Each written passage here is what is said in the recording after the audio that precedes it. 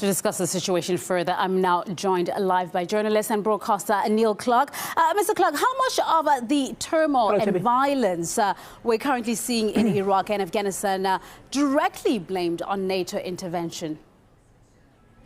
I think they can all be directly blamed on the NATO interventions, because if we think back at these so-called interventions, then nearly all of them were billed as humanitarian ventures, weren't they? It was NATO, the benign NATO powers led by the United States, were going into these countries to liberate the people from these wicked dictators like Saddam Hussein, Mullah Omar or Colonel Gaddafi. And in every instance of these so-called interventions, the result has been death and destruction, has been absolute chaos. In Iraq, a new study said that at least 500,000 people have been killed since the invasion, and it could be even more. So I think that the consequences of these interventions have been anything but humanitarian. They've been war crimes, and I think that for people living in these countries, they've been a nightmare what's happened since these NATO interventions. So I think, yes, NATO is to blame. You know, every day we hear reports of how many people are being targeted or die in Iraq. It's in the middle of its worst spike of violence in years. Has the war in neighbouring Syria further destabilised Iraq? Oh, absolutely. I think it's no coincidence to me that there's been this huge spike in violence in Iraq since the destabilisation of Syria has taken place since 2011, of course, because the US has been helping Islamic terrorists there to try to topple the secular, independently minded government of President Assad. And it's no coincidence that there's been this huge spike in violence in Syria and in Iraq at the same time. Al-Qaeda groups are going from Iraq to Syria, from Syria to Iraq. The whole region is in turmoil because of the United States policies. And this is not a mistake. This is it is a mistake to think it's a mistake, if you like, because whenever the neocons come on to talk about Iraq, and of course they very rarely want to talk about Iraq, they always like to claim that, well, Tony Blair and George Bush wanted well, but they made a few mistakes along the way. That's nonsense. The whole aim of the exercise was to destroy Iraq as a functioning country, to make sure it can never again be a threat to regional powers that the US backs in that region. The same with Syria. So I think this is all deliberate.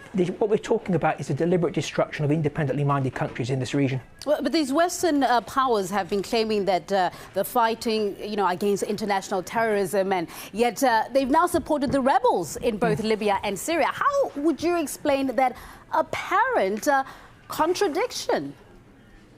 Well, absolutely. I mean, it's the biggest myth in the whole of international relations. The biggest myth is that the United States and its allies are implacably opposed to terrorist groups around the world, and particularly Al-Qaeda and Islamic terrorist groups. They're not. They will use Al-Qaeda and terrorist groups like them to help them to topple secular, independently minded governments like President Assad's in Syria, Gaddafi's in Libya and elsewhere.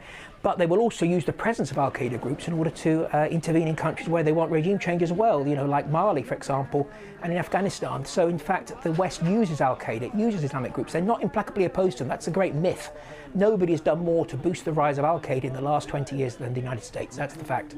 And speaking of Al-Qaeda, it seems to be expanding itself as a network, becoming more organized. Is there any way to stop it from getting any bigger from what it is right now? It goes back to the US. I don't think the US wants to stop it. I think, Al-Qaeda serves a very useful purpose for American foreign policy, and for Israel too, and for Saudi Arabia. The fact is that if Al-Qaeda didn't exist, it would have to be invented. It serves an awful lot of good purposes for the United States to push its agenda around the world. And I think there's got to be a sea change in the US. If the US was really serious about Al-Qaeda and wanting to deal with it, they would do. They wouldn't be supporting Al-Qaeda in Syria. They wouldn't be wanting a secular regime in Syria to be toppled. They would be actually supporting President Assad in Syria. They wouldn't have been wanting regime change in Libya, would they?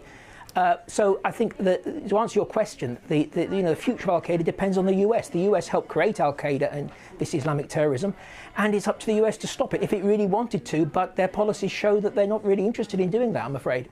Neil Clark, journalist and broadcaster, they're giving his thoughts on what's happening there in Iraq.